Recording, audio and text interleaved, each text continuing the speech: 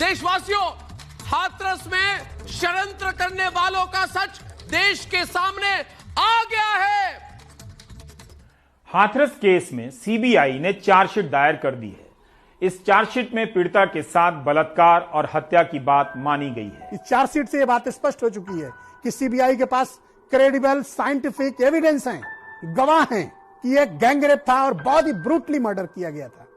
अब कहां छिप गए हैं वो लोग जो कह रहे थे गैंगरेप हुआ ही नहीं। हाथरस की घटना में रेप की पुष्टि नहीं हुई, बलात्कार की तो बात ही नहीं है कविता।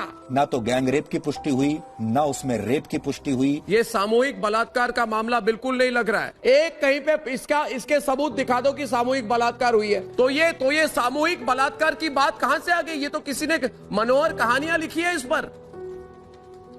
आज तो सीबीआई ने बता दिया है कि गैंगरेप हुआ है। अब तुम पर मुकदमा चलना चाहिए। तुम को सीबीआई ने आरोपी क्यों नहीं बनाया? अब मेरा प्रश्न ये है, अब वो कहां छिप गए हैं जो इसको ऑनर किलिंग बता रहे थे?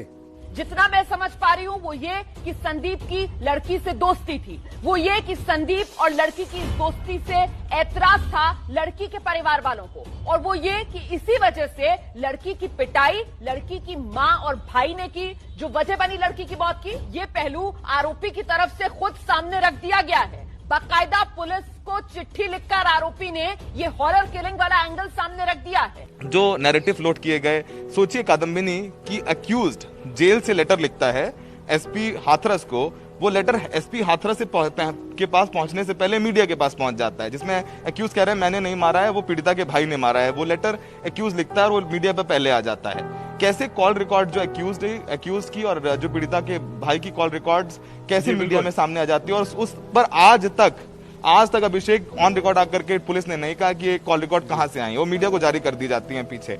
जी न्यूज पर कल ही हमने आपको बताया था कि पीड़ित और आरोपी एक दूसरे को पहले से जानते थे और उनके बीच में फोन पर लगातार बातचीत हो रही थी। तो ये खबर भी सिर्फ रिपब्लिक भारत पर है कि आरोपी और पीड़िता के बीच में 104 फोन कॉल कैसे हो गए।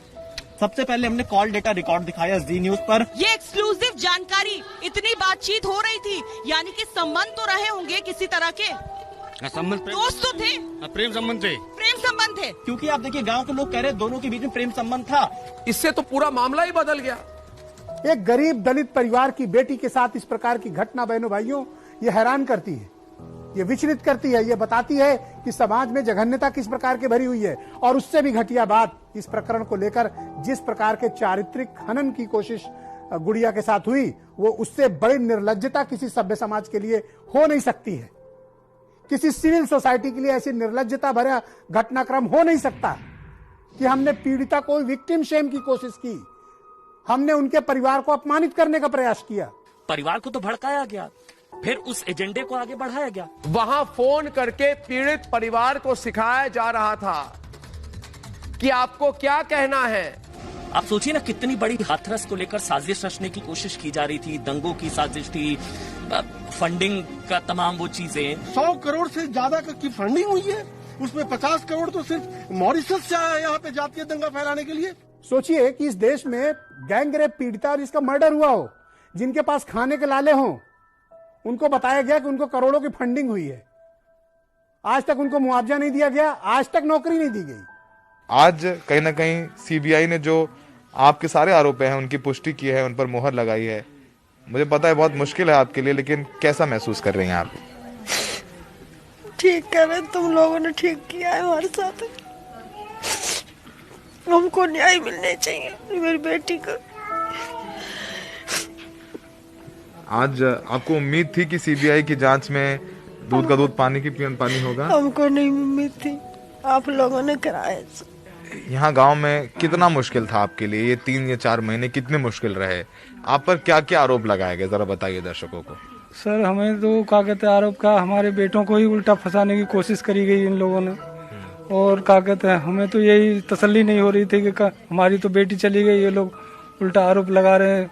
और आसपास के गांव जो हैं उल्टा सीधा बोल रहे हैं कि ये तो मतलब झूठा केस है। तमाम नैरेटिव बनाने की कोशिश की गई, लेकिन सीबीआई की चार्जशीट में ऐसा लग रहा है कि कहीं ना कहीं इंसाफ होते दिख रहा है। जो चारों आरोपी हैं इस पूरे मामले में, सीबीआई ने उनको गैंगरेप और मर्डर का दोषी पाया है।